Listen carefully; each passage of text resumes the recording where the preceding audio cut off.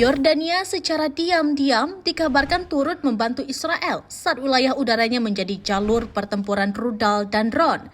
Pecah logam rudal dan serpian pencegat menghujani beberapa wilayah hingga melukai warga sipil dan merusak bangunan. The Times of Israel pada Selasa 24 Juni memberitakan Yordania tetap menjaga kerjasama keamanan dengan Israel secara tertutup. Hal itu dilakukan sembari berusaha menyeimbangkan hubungan diplomatik dengan Teheran yang memiliki pengaruh besar. Di tengah tekanan konflik, Yordania berada dalam posisi diplomatik yang sulit, menjalin hubungan dengan Israel dan Iran sekaligus. Meski menjalin kerjasama keamanan secara diam-diam dengan Israel, Yordania tetap menjaga komunikasi formal dengan Iran sebagai kekuatan regional. Di sisi lain, serangan drone Iran telah jatuh di wilayah timur laut Yordania hingga melukai warganya.